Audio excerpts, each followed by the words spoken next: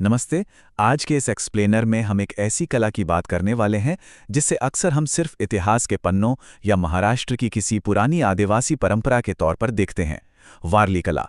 लेकिन सच तो ये है कि आज हमारी ये धारणा पूरी तरह से बदलने वाली है, क्योंकि ये कोई भूली बिसरी धूल खाती हुई कला नहीं है, बल्कि ये एक जीती जागती सांस लेती हुई विजुअल लैंग्वेज है।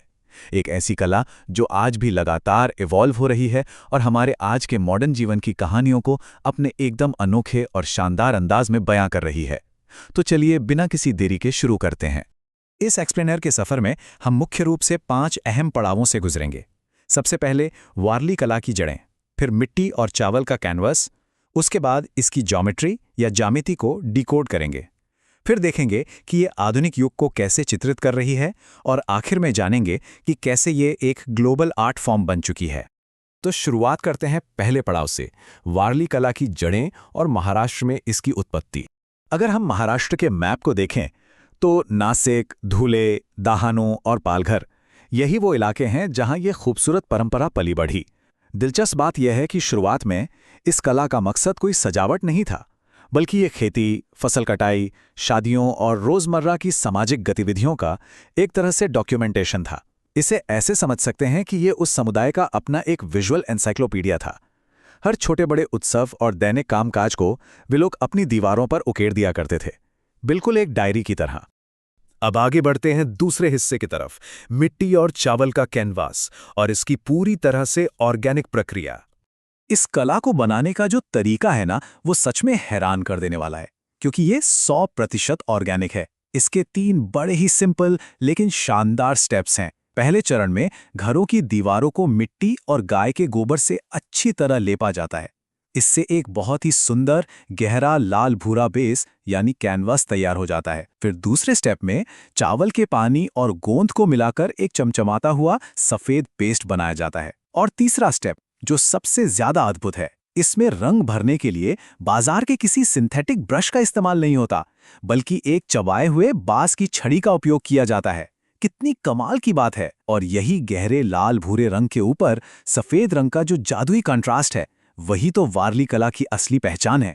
चलिए अब तीसरे पहलू पर आते हैं, इसकी ज्यामिति या ज्योमेट्री को डिकोड करना, जिसे हम इसकी विजुअल वोकैबुलरी भी कह सकते हैं। इस कला में इस्तेमाल होने वाली हर शेप का एक गहरा मतलब है। उदाहरण के लिए वारली पौराणिक मान्यताओं में गोल आकार या सर्कल सीधे तौर पर सूर्य और चंद्रमा का प्रतिनिधित्व करता है। ये देखना बहुत ही दिलचस्प है कि कैसे इस आदिवासी समुदाय ने अपने आसपास की प्रकृति को कितनी बारीकी से ऑब्जर्व किया। उन्होंने आसमान में चमकने वाले इन खगोलीय पिंडों को अपनी कला में एकदम स्वाभाविक रूप से शामिल कर लिया। उनके लिए ये सर्कल सिर्फ एक शेप नहीं, बल्कि प्रकृति की निरंतरता और ब्रह्मांड की ऊर्जा का एक शक्तिशाली प्रतीक है। और वहीं दूसरी तरफ है ट्रायंगल यानी त्रिभुज। ये उन नुकीले पहाड़ों और ऊंचे पेड़ों को दर्शाता है जो उनके प्राकृतिक माहौल का अहम हिस्सा थे। लेकिन रुकिए, इसमें एक बहुत ही शानदार राज छिपा है। जब 2 त्रिभुजों को उनके नुकीले सिरों पर एक साथ जोड़ दिया जाता है तो नतीजा बहुत ही शानदार होता है। इससे इस कला का सबसे खास एलिमेंट बनता है, यानी मानव आकृतियां। जी हाँ, ऊपर वाला त्रिभुज इंसान के धड़ को दिखाता है और नीचे वाला त्रिभुज श्रोणी या पेल्विस को। एकदम सिंपल सी आकृतियों का इस्तेमाल करके इतने जटिल जीवन को कितनी खूबसूरती से उकेरा गया है।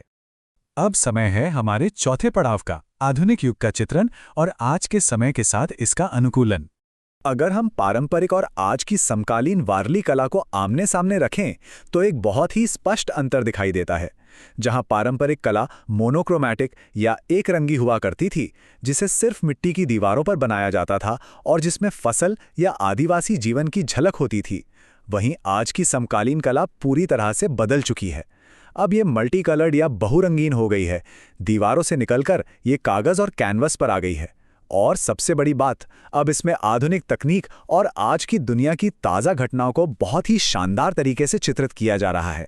इस बड़े बदलाव का एक बहुत ही पावरफुल उदाहरण हमें तापी जिले के कलाकार तुलसीदास पटेल के काम में देखने को मिलता है। जब कोविड-19 महामारी के कारण पूरी दुनिया मानो थम सी गई थी, तब पटेल ने इस अभूतपूर्व लॉकडाउन के दौर को अपनी खुद की घर की दीवारों पर उकेरने का फैसला किया। उन्होंने इसी प्राचीन कला माध्यम का उपयोग करके हमारे आज के मॉडर्न इतिहास के सबसे बड़े संकट का एक जीता जागता डॉक्यूमेंटेशन तैयार कर दिया। पटेल की कलाकृतियों को देखकर सच में आंखें खुली की खुली रह जाती हैं।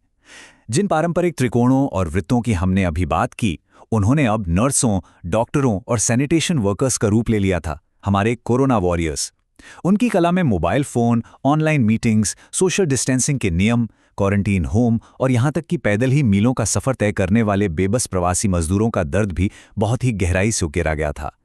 यह इस बात का एक जबरदस्त सबूत है कि कैसे एकदम पारंपरिक ज्यामितीय आकृतियां हमारे आज के फ्रंटलाइन वर्कर्स और डिजिटल जीवन को इतनी आसानी और सहजता से दर्शा सकती हैं। और अब हम आ गए हैं अपने आखिरी हिस्से पर, एक वैश्विक कला रूप, यानी कैसे इस कला ने नई दीवारें खोज ली हैं। वारली के इस ग्लोबल एक्सपेंशन को समझने के लिए कलाकार संपदा अग्रवाल की कहानी एकदम परफेक्ट है। संपदा पिछले 15 सालों से अमेरिका के उत्तरी कैरोलिना के रैली शहर में वारली कला की प्रैक्टिस कर रही हैं और इसे लोगों के साथ शेयर कर रही हैं। ये उनके जैसे पैशनेट कलाकारों और आज के डिजिटलाइजेशन का ही नतीजा है कि वारली अब महाराष्ट्र के छोटे से गांव की दीवारों तक सीमित नहीं रही। आज ये दुनिया भर में फैल रही है, हमारे कपड़ों पर, मिट्टी के बर्तनों पर, घर के फर्नीचर पर और बड़े-बड़े कैनवास पर। ये कल्पना करना ही कितना अद्भुत है कि पूरे 50 फीट लंबा एक विशाल म्यूरल, जी हाँ 50 फीट, इसे उत्तरी कैरोलिना के डरहम शहर में संपदा अग्रवाल ने ही बनाया है। और इसमें सबसे खास बात क्या है, इस म्यूरल में स्टाइल तो पूरी तरह से पारंपरिक वारली है, लेकिन जो कहानी ये बयां कर रहा है वो वहाँ के लोकल अमेरिकन इतिहास की है। इसमें वहाँ के मशहूर बैल और तंबाकू के व्यापार को दिखाया गया है। मतलब महाराष्ट्र की एक प्राचीन आदिवासी कला अब 7 समंदर पार जाकर अमेरिका के इतिहास को चित्रित कर रही है। ये सच में कमाल है। संपदा अग्रवाल की एक बात यहाँ एकदम सटीक बैठती है। वो कहती हैं, ये अब ग्लोबल आर्ट कैलेंडर का हिस्सा बन गया है और ये बात 100% सच है। कोई भी सच्ची पारंपरिक कला कभी भी पूरी तरह से खत्म नहीं होती। वो बस अपने लिए नए अर्थ तलाशती है, नए कैनवस ढूंढती है और नई पीढ़ियों के साथ जुड़ने का कोई ना कोई नया तरीका निकाल ही लेती है। वारली आर्ट इसका एक बहुत ही खूबसूरत और जीता जागता प्रमाण है। तो अब इस एक्सप्लेनर को खत्म करते हुए मन में एक बहुत ही गहरा सवाल उठता है। अगर मिट्टी और गोबर पे उकेरी गई एक इतनी प्राचीन आदिवासी कला बिना किसी हिचकिचाहट के आज के डिजिटल युग और ग्लोबल महामारी जैसी चीजों को इतने सटीक और शानदार तरीके से कैद कर सकती है, तो कल ये कौन सी नई कहानियां सुनाएगी? भविष्य में ये कैसा रूप लेगी? वारली कला की यही कमाल की अडैप्टेबिलिटी और इसका हमेशा जिंदा रहने वाला स्वभाव ही इसे दुनिया की सबसे अनोखी और खास कलाओं में से एक बनाता है। आज के इस एक्सप्लेनर में हमारे साथ जुड़ने के लिए बहुत बहुत धन्यवाद।